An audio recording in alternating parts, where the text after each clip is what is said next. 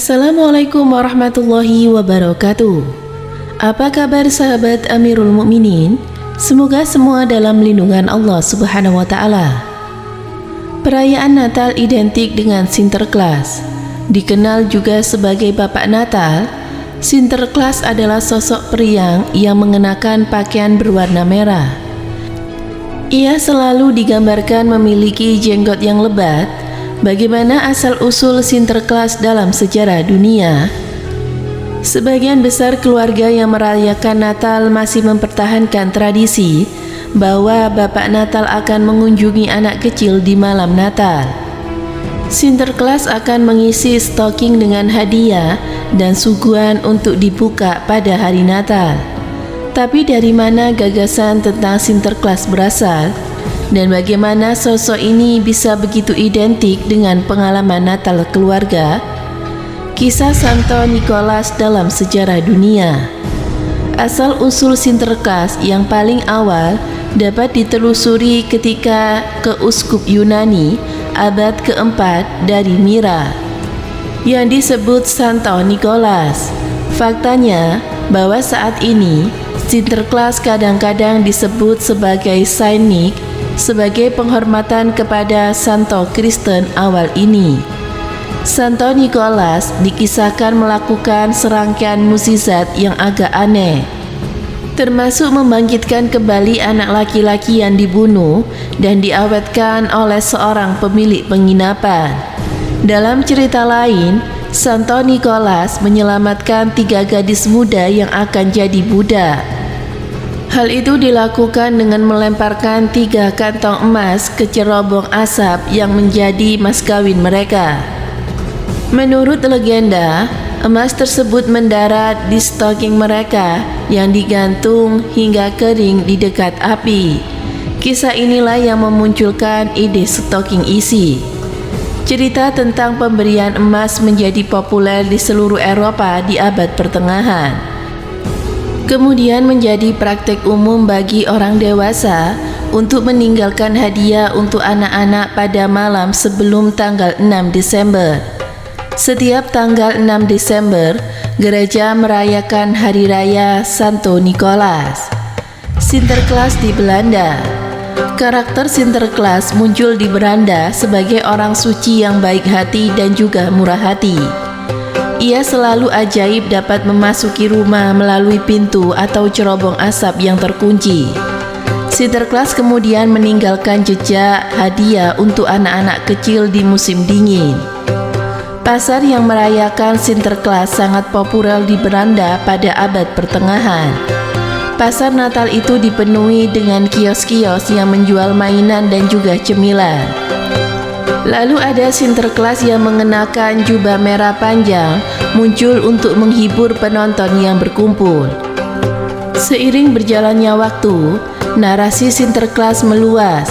Muncul serangkaian karakter jahat yang menghukum anak-anak perilaku buruk, termasuk Krampus, Pare Fouettard, Claus, Pinocchio, dan juga Ken Ruppel. Bapak Natal di Inggris dalam sejarah dunia.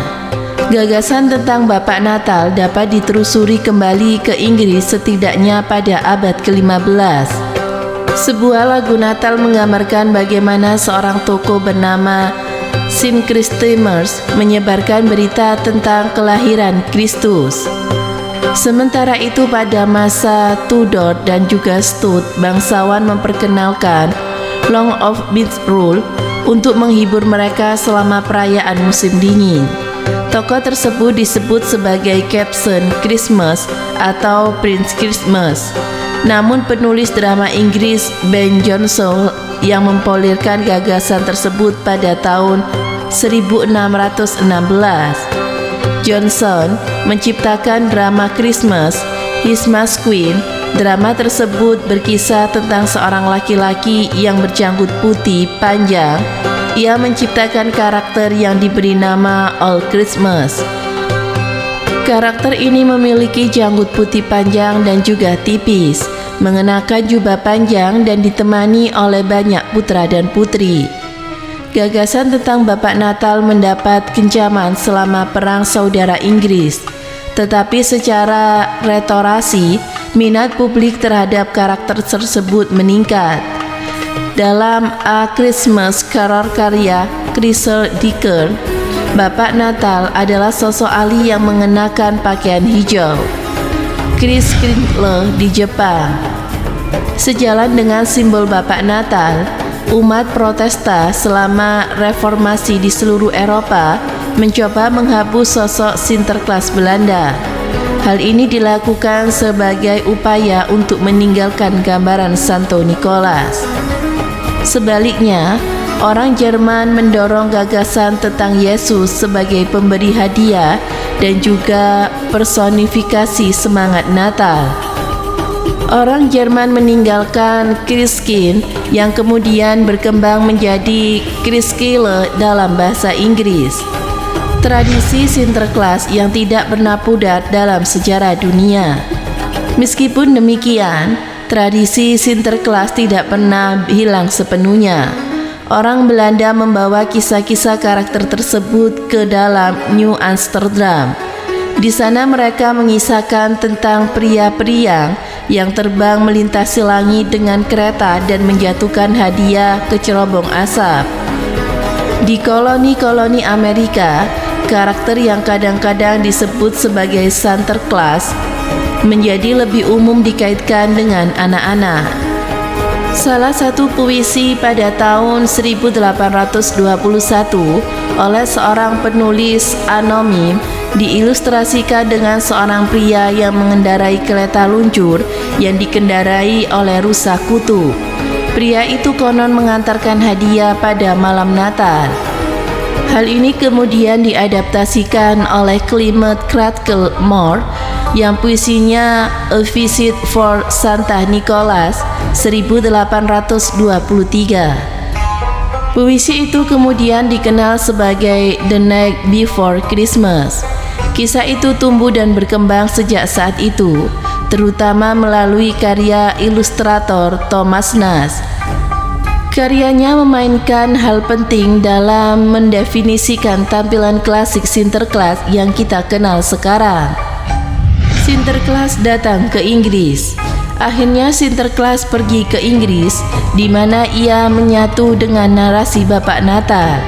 Warga Victoria dengan mudah menerima gagasan Sinterklas sebagai pembaruan modern terhadap Bapak Natal yang agak kuno. Dengan kedatangannya, maka muncullah banyak tradisi Natal lainnya termasuk pohon cemara, biskuit Natal, kartu Natal, dan juga pemberian hadiah pada hari Natal.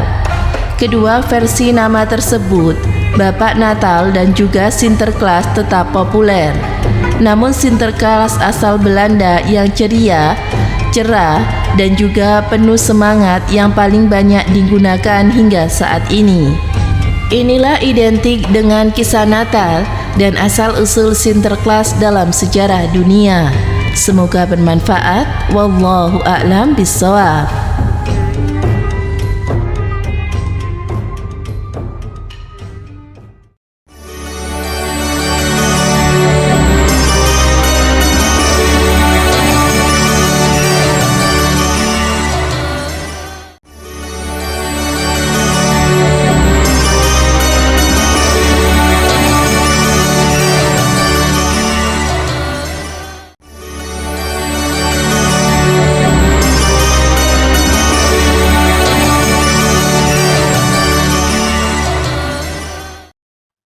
Assalamualaikum warahmatullahi wabarakatuh. Pemirsa Amirul Mukminin yang dirahmati oleh Allah Subhanahu wa taala, kebaikan yang kita lakukan tidak selamanya berbuah manis.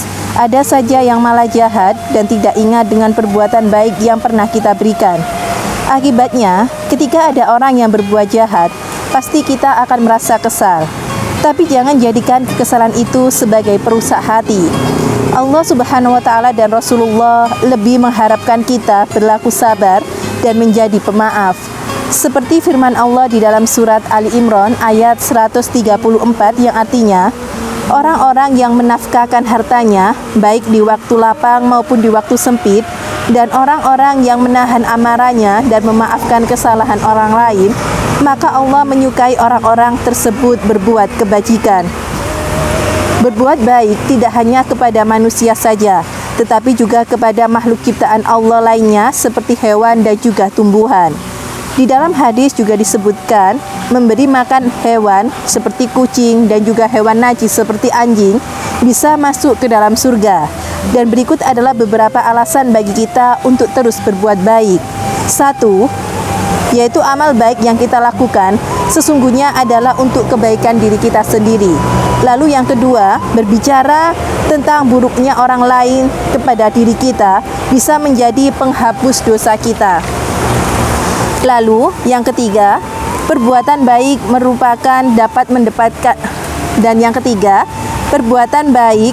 dapat mendekatkan diri kita kepada Allah Subhanahu wa taala.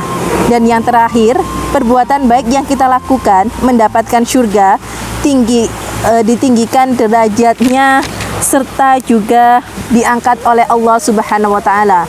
Semoga bermanfaat. Wassalamualaikum warahmatullahi wabarakatuh.